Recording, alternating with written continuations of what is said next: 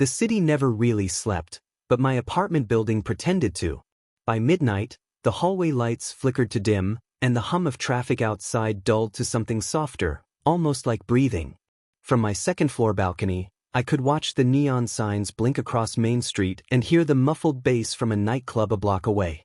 I was Isabella Reed, 23, a design student finishing her last year at NYU. My friends called me Izzy, bright, messy, late to everything. But beneath the surface, I'd always been more cautious than I let on. Moving into this downtown building was my first act of rebellion after years of living safe, predictable lives under my parents' watchful eyes in Connecticut. The building itself was old, cracked paint, thin walls, the kind of place where you knew your neighbors whether you wanted to or not. That's how I noticed him. Ethan Cross. Apartment 6B, ***. The first time I saw him, it was late evening.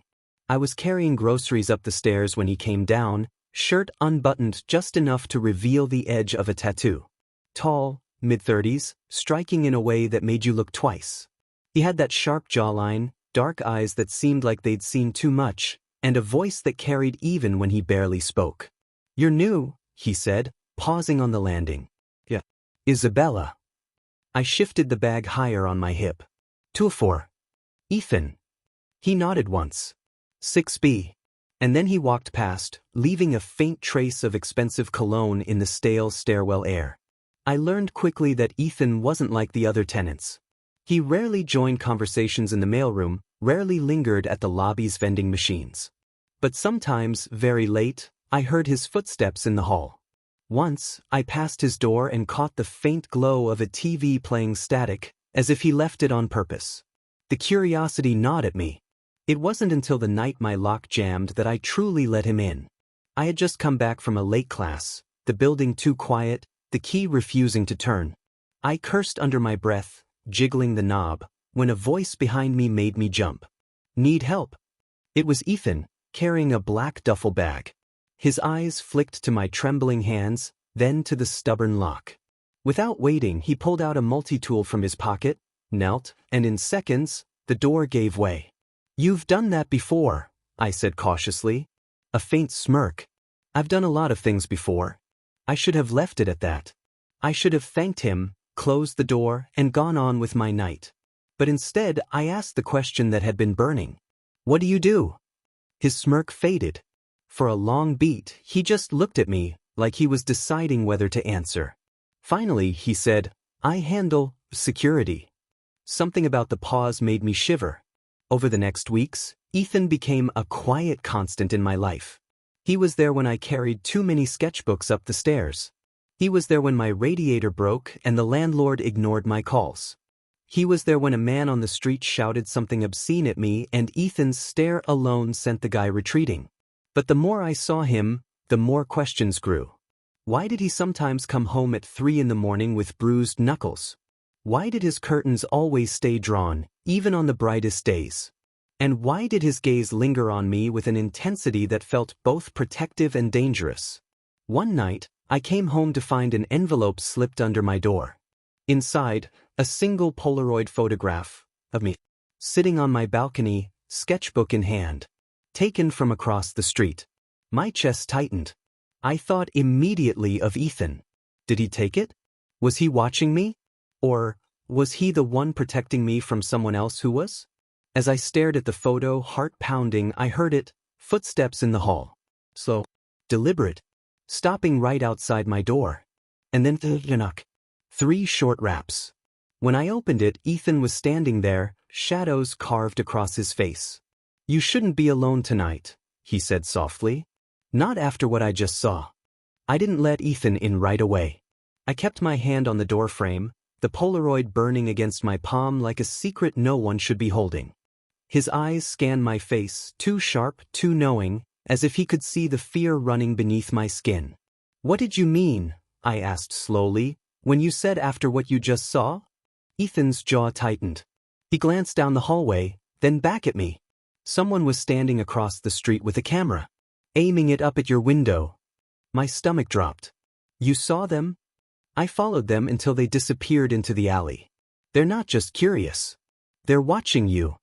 His words should have terrified me, but instead, a strange wave of relief washed over me, relief that he wasn't the one who had taken the picture. Or at least, I wanted to believe he wasn't. Why me? I whispered. Ethan leaned closer, his voice a low rumble. Because you're young, you're beautiful, and you don't see the danger that lives in this city. He held my gaze a moment too long. Something in his eyes flickered, part warning, part desire. The kind of look that promised protection but carried possession. I stepped aside. Come in. The moment he crossed the threshold, the apartment felt smaller, darker. He didn't take off his jacket, didn't sit. Instead, he moved toward the balcony door and slid the curtain open just an inch, scanning the street below. Do you lock this every night? He asked. Yes. You will now, he said firmly. I should have been unnerved by his authority, but instead, I felt safer. Safer than I'd felt in weeks. When he finally turned back to me, his face softened. I didn't mean to scare you, Izzy. You did, I admitted, my voice cracking. But I guess I needed it. We sat across from each other at the kitchen table. The city hummed outside, the refrigerator whirred, but inside the air buzzed with something unspoken. You said you work in security, I ventured. Is that why you're good at following people? He gave a half-smile that didn't reach his eyes. Let's just say I've spent time in places where you either learn to watch, or you don't make it out. I wanted to ask what places, what he had done. But the words stuck. Instead, I found myself asking, why do you care if I'm safe? Silence stretched between us. He leaned forward, elbows on the table, eyes locked on mine. Because the first time I saw you in that stairwell, I knew you were the kind of trouble I'd never forgive myself for ignoring. My breath caught. His words hung heavy, electric, filling the room. I should have ended it. I should have stood up, thanked him, sent him back across the hall. But my heart beat faster than reason, and when he reached across the table, fingers brushing mine, I didn't pull away. That night, everything blurred. 1 minute we were talking in whispers, the next his mouth was on mine. The kiss was fierce, urgent, as if he'd been holding it back for weeks. My back pressed against the counter, his hands on either side of me. Every alarm in my head rang, screaming stop, but my body leaned closer, desperate for the fire I'd been pretending I didn't crave. Hours later, I lay in his bed in apartment 6B, the city lights flickering through the blinds. His arm rested heavy across my waist, his breath steady against my neck. And though part of me wanted to freeze that moment, another part knew I'd crossed into something dangerous. Because when I looked at the dresser across from his bed, I saw it. A stack of photographs. Of me. Walking up the stairs with groceries. Sitting on my balcony sketching. Laughing on the phone. Even sleeping. I sat up, my pulse hammering. Ethan, what is this? He stirred, blinked, then sat up too. His expression didn't shift to surprise or guilt. Instead, it was calm. Controlled. I told you someone's been watching, he said evenly. I'm making sure I know more about them than they know about you. I held up one of the photos, my hands trembling. But these were taken from inside the building. From angles only you would have. He reached out, gently lowering the picture. Izzy, listen to me. You don't understand what kind of people I've dealt with. If I'm watching you, it's not because I want to hurt you. It's because someone else already does. Part of me wanted to run. Part of me wanted to believe him. And the worst part of me, the one that burned every time he touched me, didn't care about the difference. But that night, as I drifted in and out of uneasy sleep beside him, I dreamed of cameras clicking. Of footsteps in the hall. Of a shadowy figure watching through the blinds. And when I woke in the gray light of dawn, there was another envelope on the floor. Slid under the door while we slept. I picked it up with shaking hands. Inside was a single line scrawled in thick, angry ink. Asterisk, he can't protect you from me. Ethan read it over my shoulder. His jaw clenched. They're getting closer, he muttered. But I couldn't stop staring at the handwriting. It was jagged, aggressive, and hauntingly familiar. Because I'd seen it before. In Ethan's sketchbook, the one he kept on the shelf by his couch. My blood ran cold. The sketchbook sat on Ethan's shelf like a small, waiting confession. I told myself I was only going to look for clues, a handwriting sample, a date, anything that would prove I wasn't losing my mind. I told myself I needed answers. I told myself I'd be careful. I should have left it alone. Instead, I opened it. The pages smelled faintly of coffee and graphite.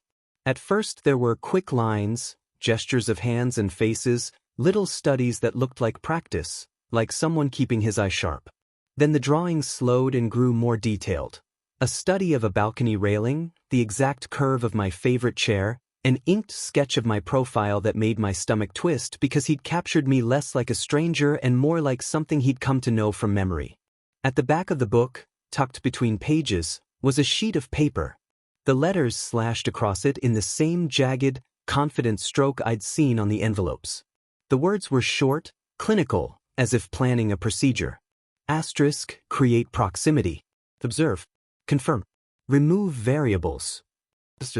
My hand went numb. Remove variables. The phrase tasted like a plan made for someone else's life. I slid the paper back into place and sat on his couch until my knees trembled. When he came home that evening, the apartment smelled of takeout and antiseptic. He set his bag down, hung his jacket like he always did, and for a moment everything looked ordinary. He laughed at some joke his phone made. He took off his shoes in the hallway. I watched him move the way you watch someone you're about to realize you never really knew. "Where have you been?" I asked too casually. "Work," he said. "A long night." He dropped onto the couch beside me and, before I could stop myself, reached for my hand. It was the same touch as before, warm, steady, and something in me flinched at the map of deception I'd just traced in his sketchbook. "I read your handwriting," I said. The words came out thin like glass. His hand stilled. "What?" "The envelopes. The letters. The style. I saw it in your notebook." My voice was steadier than I felt. "Did you write them, Ethan?" For a second his face did something I couldn't name, regret, maybe, or a shadow of apology. He looked at me like a man caught between two truths.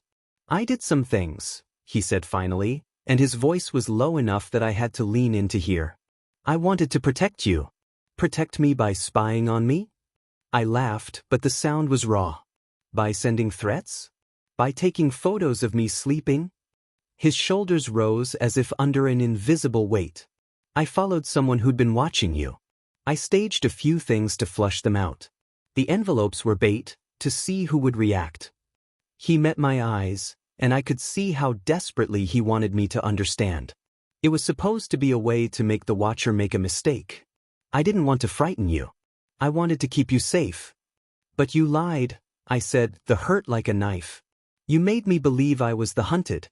You made me come to you for shelter." The sentence ended with a bitter laugh. "You played me." He flinched at the word like it had struck him. "I didn't plan for this to go so far. I didn't plan to fall for you." His confession arrived like a thunderclap. For a dizzy second, all the anger and the longing and the betrayal braided together into something that left me blinking and raw. The Ethan I wanted to believe in, the protector, the man who'd fixed my lock, the one who made me feel steady, was tangled with something darker. The line between guardian and manipulator thinned until it broke. "I can't stay," I whispered. I meant the apartment. I meant the lie. I meant the place where his breath had warmed my neck. He stood quickly, and I watched the old, practiced calm become something brittle. "Izzy, don't say that." He moved toward me, voice stripped of softness. "I did it because I care. Because I—" "You care?" I echoed. "By making my life into your experiment? By erasing my agency?" The sentence hung, terrifying in its simplicity. He closed the distance between us until he was so close I could see the flecks of gray at the edge of his irises. His hand went to my wrist, gentle at first, then with an edge I didn't like.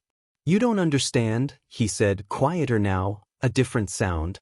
"You don't know the people I've been trying to stop. You don't see the things I see when the city is asleep." I matched his gaze, unblinking, and for a moment I thought I saw fear flaring there, not for him, but for what might come if he wasn't the one in control. "You don't get to decide how I'm kept safe," I said.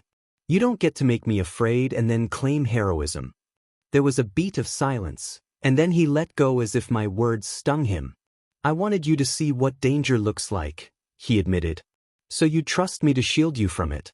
I thought, if you were dependent, I could keep you here." His confession was small and terrible. "I thought I could keep you." The room bent in on itself. I tasted metal in my mouth and knew, in some hard way, that this was what obsession sounded like when it wore the face of concern. "I have to leave," I said, "because not leaving now would be something I could never forgive myself for. Tonight." He laughed, a short, sharp sound, and it wasn't a laugh that made sense to the word. "Leave," he said. "You can't just walk away from this, Izzy." His hand closed again at my wrist, and this time I felt it. The pressure was firm, a line drawn in flesh. Panic flared. My feet moved before thought. I wrenched free and bolted for the door. "Don't," he said, and the command was something other than plea. It had a line of menace that wrapped around it like wire. I reached for the handle. It was locked. Not by me. He had locked it from the hallway. The deadbolt had clicked into place with a finality that made my breath stutter. I slammed my shoulder into the door. Twice. The wood held. Ethan's steps came up behind me, measured, precise. "You don't want to do this," he murmured. "Not like this." I turned, chest heaving, hair in my face, eyes burning. "Let me out," I said. "Now." He reached for me again, but this time before his hand could close, a sound, a small, frantic knock, rattled the front door. Someone else, loudly at the hall door below, an urgent voice calling up. "Isabella! Izzy! Are you there?"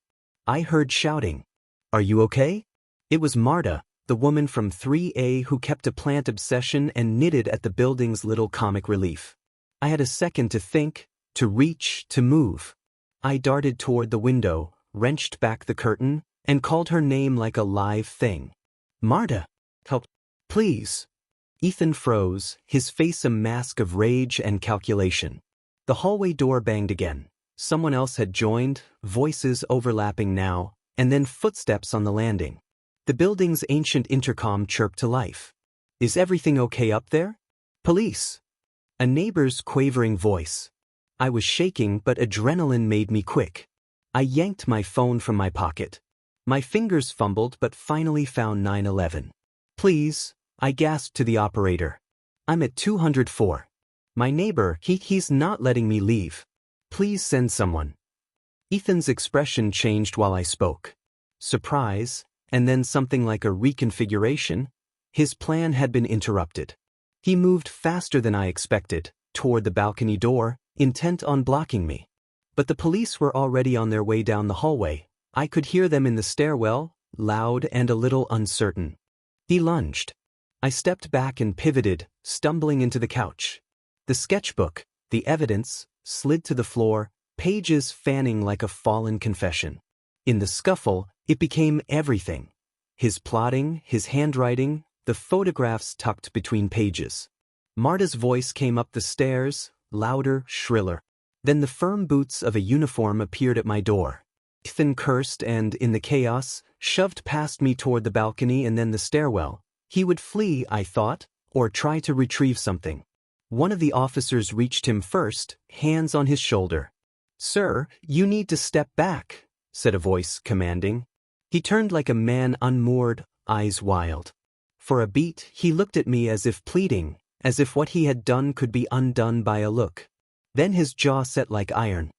He let himself be handcuffed, but not before his last glance burned into me, an expression that mixed regret, possessiveness, and a dangerous, stubborn certainty that what he'd done had been for a purpose only he understood. Outside, the action unfolded in quick efficiency.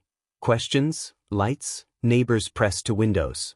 I sat on the couch and felt the world tilt back toward ordinary gravity as Ethan was led away in cuffs, his hands glinting against the neon city light. He didn't scream, didn't fight. He merely stared, and when our eyes met at last, the man who'd been my protector and my betrayer said nothing. The silence between us was its own verdict. The officers took statements. Marta hugged me until I trembled into her shoulder. The sketchbook and photographs were bagged as evidence.